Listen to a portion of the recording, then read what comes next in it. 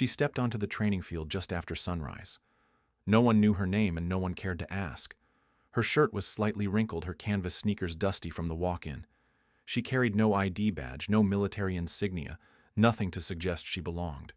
Her eyes scanned the field quietly as cadets ran drills in high-tech gear, their movements crisp, their chatter laced with confidence. At first, no one noticed her. Then the stares began. Whispers turned to chuckles.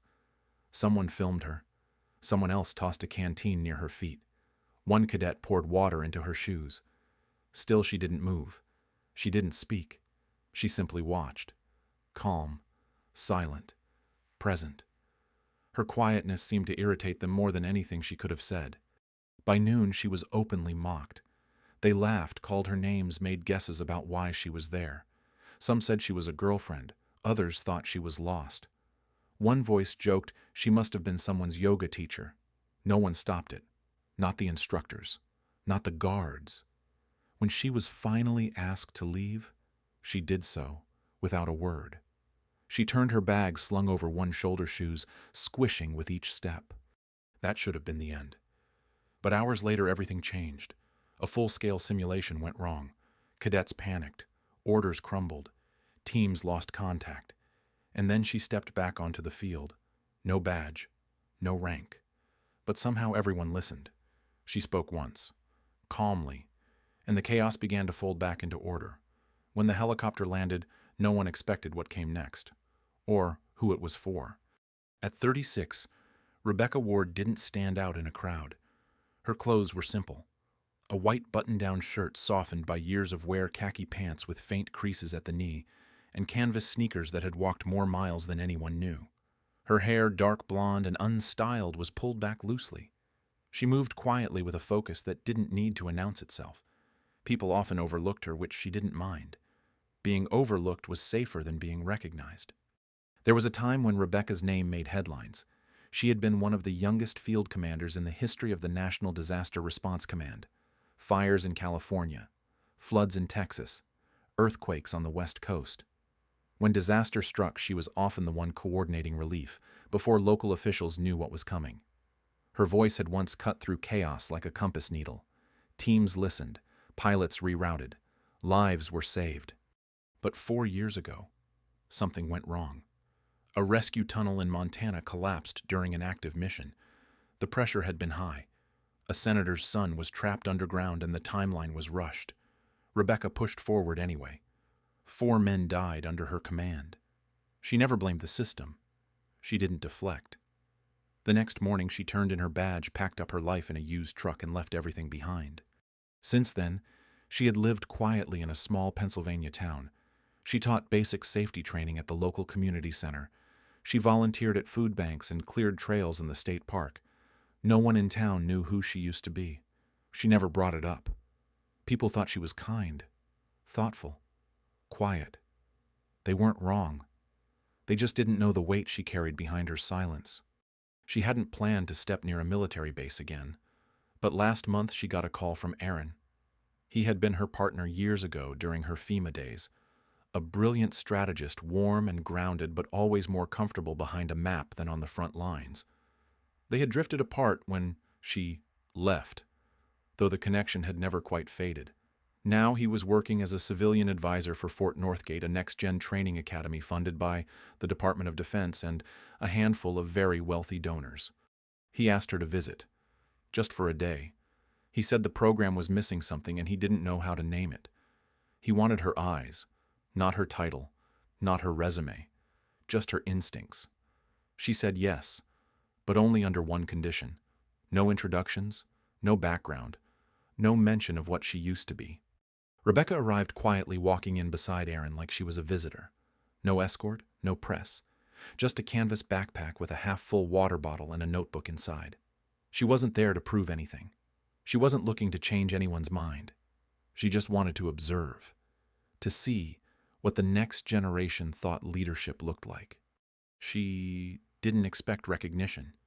She didn't want it. She stood at the edge of the field and let the day unfold. Her presence was soft, nearly invisible. But her eyes missed nothing. A misstep in the drill pattern. A communication delay. a blind spot in the topography map. She noticed it all and said nothing. Not because she didn't care, but because she had learned that silence, when earned, speaks louder than any command. Fort Northgate didn't look like a military base. It looked like a tech billionaire's playground with a tactical twist. The entry gates were lined with polished steel embedded with retinal scanners and facial recognition cameras. The sidewalks sparkled with embedded solar grids. Surveillance drones moved overhead in perfect loops, invisible to most eyes, but always present. The barracks looked more like modern lofts, complete with smart glass and heated floors. Training towers rose on the horizon, trimmed in bulletproof glass, their silhouettes cold against the morning sky. Every piece of gear on the cadets was personalized, tactical vests tailored to their frame, Kevlar with embroidered family crests, boots imported from Italy. Their name tags weren't printed but laser-etched into the plating. Some even wore digital armbands that tracked muscle fatigue and stress levels. They didn't wear standard issue anything. Every uniform looked like it had come straight from a high-end action film. Most of them did. The recruits moved with confidence that had nothing to do with what they'd earned. They came from names that opened doors: Vander, Linwood, Fairfax, sons of senators, daughters of Fortune 100 board chairs. They weren't here to prove themselves. They were here to inherit power. The instructors handled them with caution, like handlers guiding racehorses bred for legacy, not grit. Every drill was choreographed, every mistake politely corrected, every performance subtly judged, but never too harshly. This was the stage Rebecca walked into. No fanfare, no introductions, just quiet steps across gravel and dust. Her canvas sneakers left faded prints in the dirt. Her shirt, light blue and wrinkled, caught the breeze just enough to reveal a slight tear near the hem. Her khaki pants had been ironed once, maybe last week. Her canvas backpack sagged slightly from the weight of an old notebook and a water bottle she'd reused too many times. No one looked at her twice at first. Then someone did. Then another. A cluster of cadets by the obstacle wall paused. Their eyes swept from her face to her shoes to the fraying strap on her bag. A quick exchange of whispers. A laugh that wasn't loud but sharp enough to sting. One of them tilted his head and muttered something that made the others smirk. She didn't blink. Didn't frown. Didn't adjust anything about herself. She kept walking until she found a shaded spot near the edge of the field. She stopped there, not to rest, just to watch. Her arms hung loosely by her sides. Her feet planted, her eyes tracking movement like someone who used to measure time in seconds and threat levels. An instructor passed by, caught sight of her, slowed his step. He didn't speak, just gave a polite, confused nod and kept going. Another staffer stared a second too long before pretending not to. A logistics cadet walked by and whispered something to his teammate. She caught the word tourist, then observer, then, quietly, girlfriend. None of it landed. Rebecca stayed where she was. Her eyes moved from drill formation to comms tent to blind spots in the field layout. She saw the delay in the relay calls, the hesitation in the third squad's pivot. She noticed the rookie who overcompensated on every command and the camera drone that lagged 2 seconds behind the rest. She said nothing, just kept watching, like someone who already understood the cost of saying too much too soon. She didn't need their approval. She wasn't there for them. She was there for the ground beneath their boots, the cadence of their movement, the rhythm of systems that only revealed their flaws under pressure. She didn't measure them by polish. She measured them by cracks. To them she was a stranger, someone who looked out of place, someone easy to misread. But to the few who lingered long enough to feel the weight of her stillness, something felt off, not wrong, just unfamiliar, like watching a storm form on the horizon, quiet, far away, but coming. The sun was climbing higher when the laughter started. It began with a snide comment near the training tent, followed by a low chuckle that spread too fast to stop. Rebecca stood alone near the edge of the field, her canvas shoes planted in the dirt, her shirt faintly wrinkled and catching the light. She didn't move when the first cadet pointed at her. He had a sleek digital tablet in one hand and a smug grin that stretched too wide. He panned his camera phone toward her and narrated with mock seriousness. Another cadet zoomed in and made a joke about her shoes. The word orthopedic was tossed around like a punchline. Savannah Hayes arrived just as the laughter peaked. Her uniform was perfect, not a speck of dust on her boots, not a single hair out of place. She walked slowly toward Rebecca, the way someone might circle a curiosity they didn't understand. A half-full water bottle hung from her hand. She stopped in front of Rebecca, smiled with practiced sweetness, and tilted the bottle over. The water splashed onto Rebecca's shoes, darkening the canvas with a slow, soaking spread. The reaction was instant. Gasps. A few cheers. One cadet clapped like it was a game. Rebecca didn't flinch. She didn't step back or wipe the water away. Her eyes stayed on Savannah's face, calm and steady. Her shoulders didn't rise. Her breath didn't change. The silence around her deepened, but only for a moment. Someone tossed a fake grenade near her feet. It bounced once in the dust before landing. A voice shouted boom from behind the drone control station. Another round of laughter rolled through the field. The instructors nearby didn't step in. One even smirked before turning back toward his clipboard. Savannah kept circling her words sharp, now designed to draw blood. She asked if Rebecca was lost or just mute. She said civilians shouldn't be allowed on tactical ground. She leaned closer, waiting for a response, but got none. Rebecca didn't speak. She didn't even raise an eyebrow. Her silence wasn't empty. It held weight, not defiance, not pride, just presence. A kind of stillness that doesn't need to prove itself. A younger cadet watching from beside the obstacle wall slowly lowered his phone. He looked confused now, like something about the scene didn't sit right anymore. He didn't join in. He just stared. Savannah grew more irritated by the second. Without a reaction, the fun was gone. She turned back to the group and shrugged. The show's over. But the energy had shifted. Not for everyone. Just a few. Just enough to feel it. Rebecca adjusted the strap of her bag. The water clung to her shoes, seeping into her socks. She didn't shake it off. She didn't leave. She stayed where she was rooted, watching, listening, like she'd done it all before, like she'd stood through worse. For a moment, no one spoke. No one dared to throw anything else. The silence stretched, not awkward, but unfamiliar. Savannah walked away, her eyes rolling, but the cadet near the tents kept watching. Something was off, and he could feel it. He just didn't know why. Not yet. The moment was broken by a clipped voice calling out from the tower steps. A tall officer in crisp fatigues made his way toward the group, his steps too sharp to be casual. His name tag read Daniels, and his eyes didn't waver as he approached Rebecca. He didn't raise his voice. He didn't ask questions. He simply informed her that this section of the grounds was restricted to active cadets and authorized personnel. His tone was professional but dismissive. He didn't recognize her. Not even a pause of curiosity. Rebecca nodded once. A quiet, almost imperceptible motion.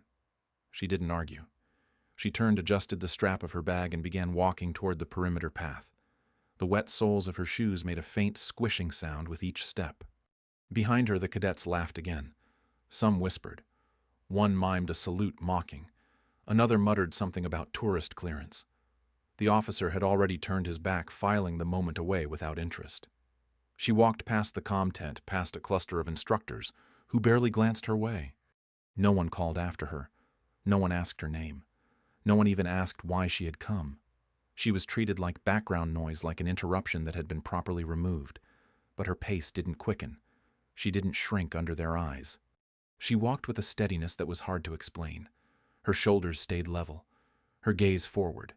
The mud clung to her shoes, the damp from the poured water had crept through the fabric. Still, she didn't look down. One cadet near the supply crates watched her go. His smirk faded slowly. He couldn't say why, but something about her felt wrong to laugh at now. Maybe it was the way she didn't defend herself. Or maybe it was how completely unbothered she seemed by the dismissal. She reached the outer gate just as another unit marched by on drill. No one stepped aside. She waited, then moved through quietly as the guard tapped the gate open without a word. She gave a single nod of acknowledgement and stepped outside the line. The gate clicked shut behind her. No slam, no sound of authority, just a soft metallic seal. On the field, everything resumed like nothing had happened. Voices rose again. Laughter returned. But for a few standing farther back, the silence she left behind stayed longer than it should have. One instructor glanced once in her direction, then looked away. He would later admit he couldn't quite forget the way she carried herself. Not proud, not weak, just certain. The kind of certain that comes from having stood in harder places than this. She walked along the gravel path toward the distant lot, each step quiet, but heavy. A wind moved the edge of her shirt. The sun caught the side of her face for just a moment. And for those still watching, something about that exit didn't feel like defeat. It felt like something else. Something they couldn't name. Not yet. The sharp cry of a siren split through the afternoon heat.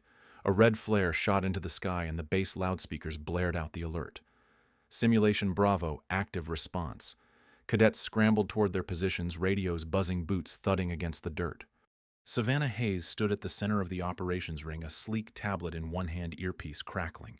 Her voice barked instructions across the comms, calling out team deployments and field positions. At first, everything moved like clockwork. Then it didn't. The terrain overlay on the map didn't match reality. Landmarks were off. Coordinates pointed to empty ground. One team moved east but reported jungle instead of open rock. Another vanished from the channel altogether. Static bled into the comms. Savannah tapped her headset, her voice rising as she tried to re-establish contact. The backup charts showed different elevations. Her tablet flickered. The signal shifted. No one could find Team 3. Panic crept in. Cadets spoke over one another. A call came through from the northern ridge reporting a simulated injury. A cadet had tripped, landed badly, maybe twisted an ankle. They couldn't reach medical. The training field had been designed to challenge. Now it was overwhelming. Savannah flipped open a second screen. The magnetic field used in the scenario was interfering with navigation. Compass needles spun. Digital mapping lagged by several seconds. Her voice shook slightly as she ordered Team 4 to pull back. They didn't answer. A thick fog simulation rolled in over the southeast edge of the course. Visibility dropped to 20 feet. A cadet shouted across the line for visual confirmation of location. Another team shouted back conflicting coordinates. Someone had lost their bearings entirely and wandered into the wrong zone. Radio calls overlapped. A flare fired too early from Team 2. Savannah's hand trembled. She tried to call for a regroup, but her words were drowned out by open chatter. The lines were collapsing. Not from the scenario, but from the people running it. Instructors stood still. Observers watched from behind the safety barriers, saying nothing. It was part of the exercise to let chaos unfold, to see who would lead and who would freeze. And Savannah was freezing. She repeated her commands louder this time, but no one responded. One cadet screamed into his mic that they were boxed in. Another claimed their evac route was blocked. A drone footage screen showed Team 5 circling in place, clearly confused. The atmosphere turned tight. No one had control. The air was thick with urgency, with the sharp edge of failure. For many of them, this was the first time they'd felt real pressure. The first time simulations didn't feel like games. Across the field behind the temporary med tent, someone stepped out of the shadow. No one saw her at first, but she saw everything. Rebecca scanned the field. Her hand rested on the edge of the tent's support pole. She didn't speak. Not yet. Her eyes moved from the comm tower to the faltering formations. She watched the gap between squads widen, the hesitation in movement, the way fear started to take over logic. Her shoulders rose once with a slow breath. Then she started walking, not toward the cadets, toward the radios, toward the map, toward the noise that no one could untangle, toward the center of the mess no one could manage. And the moment she stepped into the control circle, the air began to shift, just slightly, enough for the instructors to lean in, enough for someone to pause. No one knew who she was, but something about the way she moved made them stop guessing. She didn't need to raise her voice. She hadn't even spoken yet, but the ground seemed to still around her. Just for a second. Just long enough for someone to realize help had arrived. They just didn't know it yet. Rebecca didn't ask. She stepped into the operations tent and reached for the nearest portable radio. Her fingers moved with practiced ease, adjusting the frequency as her eyes scanned the overhead monitor. She didn't look around to see who might try to stop her. No one did. The comms were still chaotic. Too many voices overlapping. Rebecca clicked into the master channel and spoke once, her voice low and measured. All units confirm location and status now. It wasn't a request. It wasn't barked. It just cut through the noise with clarity. There was a beat of silence, then a crackling reply. One cadet answered, then another. Coordinates came through. Rebecca marked them quickly with a stick on the dirt beside the table. She rerouted Team 1 toward high ground. She told Team 3 to pivot west out of the fog. She reminded Team 5 that their evac point was still viable, but only for another 10 minutes. Her voice didn't rise. She didn't shout. But with each word, the panic dropped. Movements started to align. Cadets who were spinning in confusion now had direction. One instructor leaned forward to check the map again. Another whispered to a colleague asking who she was. Rebecca didn't pause. She gave Team 4 a new path through the tree line, warned them of a delay in drone coverage, and assigned a scout to run ahead and confirm terrain. She corrected the elevation grid that Savannah had misread. She recalibrated the landing zone by sight. Inside the tent, instructors stood still. One of them slowly removed his headset. Another stared at the field camera like he couldn't believe what he was watching. No one was giving her orders, but everyone was listening. Savannah hadn't moved. She stood off to the side, radio limp in her hand. Her eyes were wide, her mouth slightly open. She wasn't angry. She wasn't even confused. She was just stuck, watching everything shift around her. Rebecca kept working. She updated the digital overlay with a marker drawn on a whiteboard. She outlined a fallback route. She gave a new timing cue. When a cadet called in with uncertainty in his voice, she responded like she'd always been on the other end of that call. Her tone was steady. Her timing, perfect. The tension lifted from the field. The mess that had unraveled over the last 20 minutes began pulling itself back into shape. Movements smoothed out. Comms grew quieter. You could feel it across the base. The entire simulation was bending back into order. Cadets didn't know her name, but they followed her voice. She told one squad to hold position near the ridgeline. She told another to drop a flare and build a mock shelter. A third was told to use the dry creek bed to reach their checkpoint. 15 minutes passed, then 20. Every team reconnected. All injuries accounted for. No one was lost. Every unit crossed their markers before the simulation time expired. When the final tone sounded, the field was still. One of the instructors stepped back from the monitor. His hand rested on the edge of the table. He didn't say anything. He just looked at her. Rebecca stood with her notebook tucked under her arm, her shoes still damp, her hair pulled back. She exhaled once and nodded slightly, like finishing a thought. Across the way, Savannah lowered her radio. For the first time since the start of the drill, no one looked at her. All eyes were on the woman who had said almost nothing all day but had just saved the entire operation. Rebecca didn't smile. She didn't ask for recognition. She just stood quietly the way she had hours earlier. Only now everyone finally saw her. The low thrum of rotors cut through the air before anyone saw the helicopter. Heads turned as the dark silhouette of a UH-60 Blackhawk crested over the trees, banking hard toward the field. Dust lifted in spirals across the training grounds as the aircraft descended, fast landing square in the center with mechanical precision. No one spoke. The final simulation tone had already sounded, but every cadet stood frozen. The instructors moved instinctively into formation. Savannah stepped back from the comms tent, brushing hair from her face with a shaky hand. The side door of the helicopter opened and a single figure stepped out. He moved like a storm that knew exactly where it was going. General Anthony Ward wore a steel-gray uniform, 4 stars glinting at his collar, the kind of presence that silenced a room before a word was spoken. His boots hit the dirt, and the line of instructors snapped to attention. But he didn't stop for them. He walked past the tower, past the command tent, past Savannah, past cadets still trying to process what had just happened. His eyes locked ahead, and then he stopped just feet in front of her. Rebecca stood exactly where she had been moments earlier, still holding her notebook, still in that faded shirt, her sneakers streaked with dried mud. She looked up at him with no surprise, no apology. He held her gaze. Then he raised his right hand and gave a sharp, full salute. It landed like a bell through silence. Instructors stared. Cadets froze. One dropped his headset without realizing. Rebecca returned the salute with quiet clarity. No motion wasted.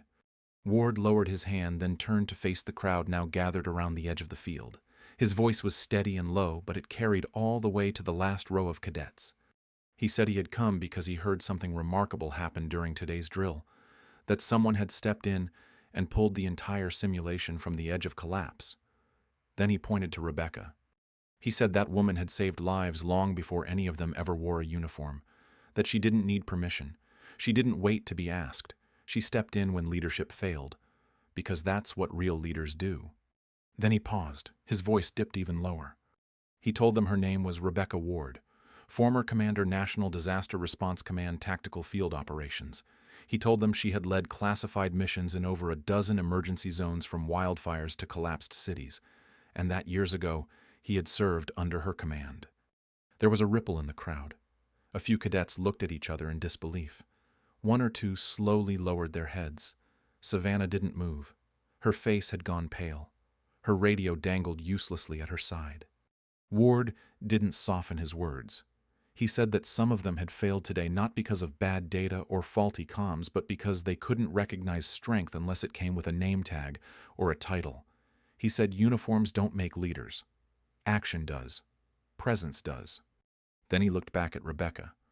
He said she had taught him everything he knew about field command, that she had been the calm voice in his ear when he was green and afraid, and that today she had reminded him why he trusted her more than anyone.